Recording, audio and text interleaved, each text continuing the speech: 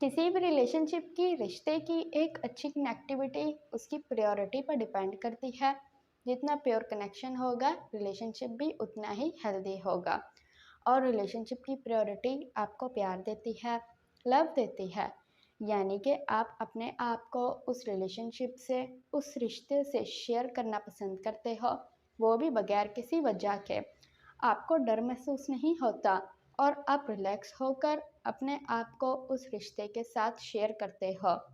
बहुत सारे लोग इस बात को नामुनासिब समझ लेते हैं।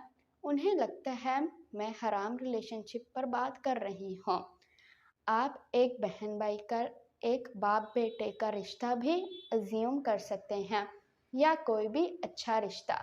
अगर पर्सन ए का पर्सन बी से रिलेशनशिप प्योर नहीं है, मतलब वो झूठ बोलता है, वादा खिलाफी करता है, जानबूझकर इग्नोर करता है, कुछ नया नहीं करता, या ऑनेस्ट नहीं है, या ऐसा कोई और मामला, तो रिलेशनशिप टॉक्सिक हो जाता है। गलत फहमी आ जाती है, डर्ट आ जाता है, गैप आ जाता है। इस गैप की वजह से उस रिलेशनशिप में कम्युनिकेशन नहीं हो पाता, तो आपका रिलेशनशिप स्पॉइल हो जाता है, रिश्ता टूट जाता है, ब्रेकअप हो जाता है। किसी भी रिश्ते को हेल्दी रखने के लिए कम्युनिकेट करना ज़रूरी है, वो भी ऑनेस्टली की बेस पर। फिर ही उस रिश्ते में गैप कम होगा। याद रहे, फिजिकली आप एक दूसरे से सेम स्पेस शेयर नहीं कर सकते, लेकिन स्पिरिचुअली आप ऐसा कर सकते हैं। आप एक रूहानी वजूद हैं जो बना रहा है एक तजुर्बा, जिसको आप अभी इसी वक्त के लिए कहोगे एक इंसानी तजुर्बा। रिश्ता तो बेसिकली एक प्रोसेस है, एक तरीका है फिजिकल कम्युनिकेशन को स्पिरिचुअल कम्युनिकेशन में बदलने का। आप अपने रिश्तों के साथ टाइम स्पेंड करते हो क्योंकि आपका दिल करता है, स्पिरिचुअल कनेक्शन है। अब यहाँ एक मज़े की बात, आप फिजिकल हो तो आप दोनों एक ही जगह खड़े नहीं हो सकते, क्योंकि आप दोनों मैटर हो, मास है आपका। लेकिन एक माँ और उसका पैदा होने वाला बच्चा दोनों सेम स्पेस ही शेयर कर रहे होते हैं।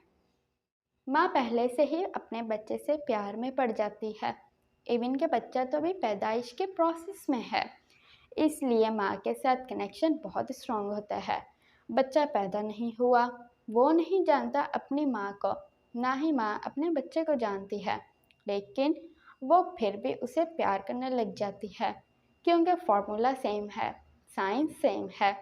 बच्चा तो क्लीन है, उसने ज़िंदगी एक्सपीरियंस नहीं की, इसलिए वो नहीं जानता धोखेबाजी क्या होती है। वो अपनी माँ के साथ ऑनेस्ट है, और माँ वो तो बस अपने बच्चे को प्यार करती है, बगैर किसी वजह के, पूरी ऑनेस्टी के साथ।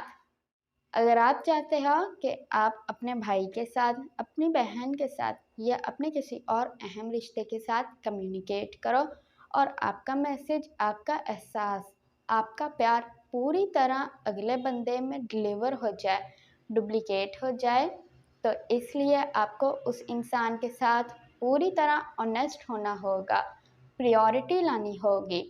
आपका कनेक्शन जितना अच्छा होगा, डुप्लीकेशन भी उतनी ही अच्छी होगी। अब तक के लिए इतना ही। मैं जल्द ही इस वीडियो का सेकंड पार्ट भी लेकर आऊँगी और मज़ीद इस टॉपिक को डिस्कस करूँगी। अपना बहुत सारा ख्याल रखें।